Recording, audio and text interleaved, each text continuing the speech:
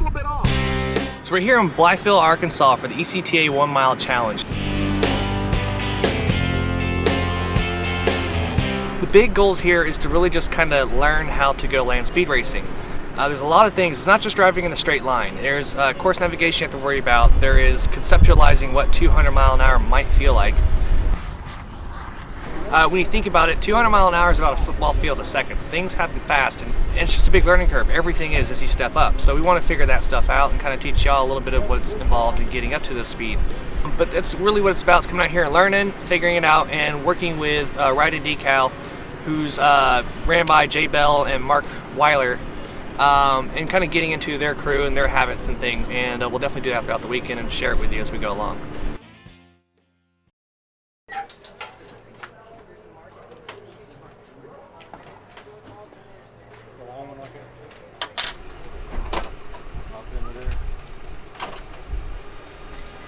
All right, let's fire.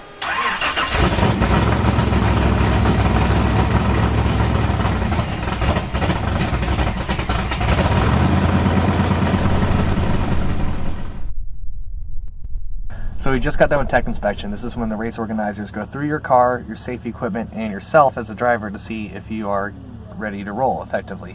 So they look for chassis certs, cage certifications, tire dates, all that kind of stuff. Then they look through your suit. They check the SFI rating and all the other expiration dates related to that.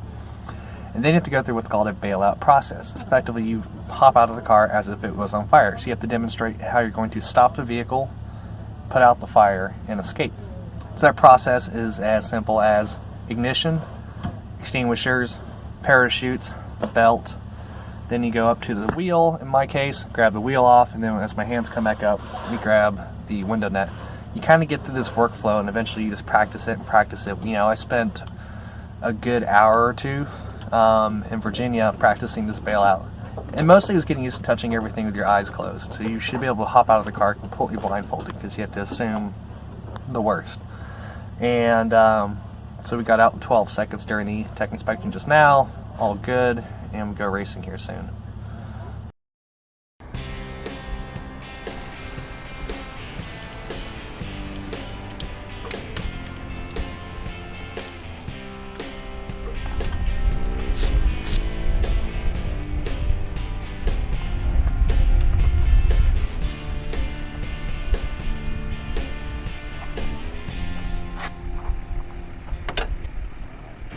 Looks like we're going to go up, and pretty much once we get there, we're going to be able to run.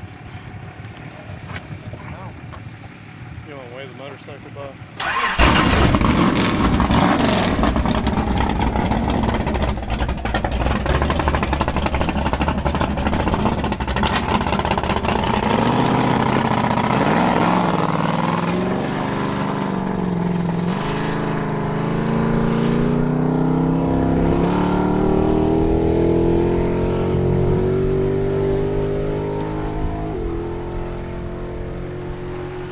Full plug, it sure says. Yeah. But yeah, once it's in third, it's really happy and hustling. You're getting close. I know. You're getting close. 190 feels like nothing. It's like driving down the road. Yeah, every step you just feel it. The compressions feel bigger. That's it. Don't be stupid. Take your time. Relax. All right, dude. You got all the time in the world, man. His shoot looked perfect. I mean, actually, not I've perfectly the last perfect, two but times too. it was right there. Make sure you don't pull it too early, but right there, okay?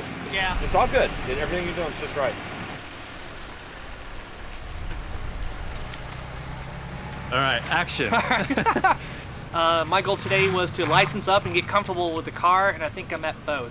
The car really doesn't feel any faster at 190 than it does at 80, like my first pass.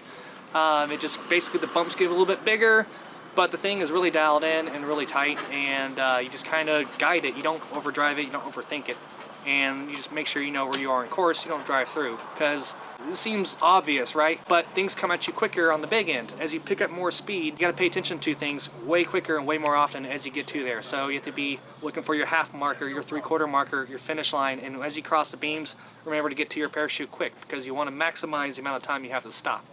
And that's the key thing there. It's not just about going fast, it's paying attention to everything. That's really the biggest learning curve, is not getting lost in the experience or lost in the car kind of thing, so you know where you are. But having a lot of fun with Jay and the Ride and Decal team. learning a whole bunch, and tomorrow we made a few carburetor adjustments, a small adjustment on the transmission's torque converter, and should maybe get a 200. Try not to be too optimistic, but it feels pretty good, and I'm learning pretty quick, I feel, so awesome. I'm excited.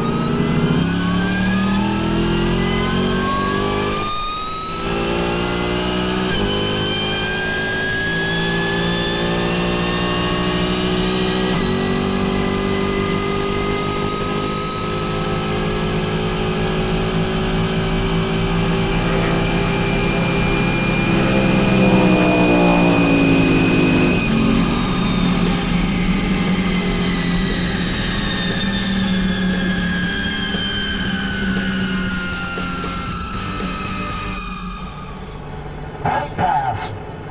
202.6 miles an hour. Yeah, man. Bettered yesterday's run by 12.6 miles per hour. The key is just to walk up and act like nothing special happened, and it just shocks them. They just, I don't know nothing. just 202. What? Yeah! Congratulations. Thank Two you. club, brother. Two club. By like 4 or 5, it was in its zone. Second gear, no problem. Third gear, no problem. And I made the shift, no problem. So, cool. So it took the shift this time. Yeah, yeah. I was also consciously like trying to channel my inner Frank Romano for drag week, going, Gah! Well, those changes we made, I think we made it easy. So how many is that this year that are in the 2 club with you guys? Six cars and drivers in the 2 club. What does that feel like? Pretty amazing. Yeah. Pretty amazing. It's a pretty good accomplishment, you know, to do that many 2 clubs. And we did it with different cars, different engines, and different drivers. So that's pretty amazing. It's a testament to a good crew. Yeah, you got to keep them all tuned and just keep everybody in focus. And everybody just does a wonderful job. And it's not just one person doing it; it's a whole crew. If it wasn't for Carl, and Eric, and Ed, and Mark, and everybody, and even Greg cooking meals for us, so we don't have to worry about eating. I mean, that's what makes us go fast. Yeah. It's just everybody. So we're at Sunday after a weekend of racing, and me and another driver named Greg licensed up through the process we talked about at the beginning. Both had learning curves. It wasn't just about course navigation, it's learning how to drive this car. We jetted it up a little bit, fattened it up, and just went for it. You know, one of the best pieces of advice Jay will give you is just to go rag on it. The car needs to be driven hard for everything to kind of work, and that's what we did. And the result is a 202 mile an hour run. So what did I learn? And what would I suggest to someone who wants to enter this for the first time? First off, the concept of pushing brooms before building race cars applies to, I think, everything in this kind of world. Got to be willing to take the little steps and work up to the bigger things. So that's why we have a licensing process. This is why you come in, as Keith Turk says, you take your A personality that it took to get here and you bring it down to a C. And you just learn. Yes, sir, okay, all right. You know, that's what me and Greg had with the shifting issues. We come back, we kind of displaying our feelings and how we felt our errors, and Jay and the team helped us work through it. That's what a good team is. This team has licensed up 7 people into the 200 club with not just this car, but 1 or 2 others, while they're loaning out parts to everyone around them. It's that kind of big picture culture that keeps this motorsport going in any of them. So always pay it forward to everyone around you. Eventually, racing karma will get back to you. And all you do is really expand your racing family, and at the end of the day, that's really what it's about. Going fast is neat, but doing it alone is probably not the most preferable way, I think. These guys here are the big reason I'm here, safely at the end of the race, with my goals met, and with an opportunity I may have not had otherwise, and so pay it forward always. Damn Geo Metro's ruining everything.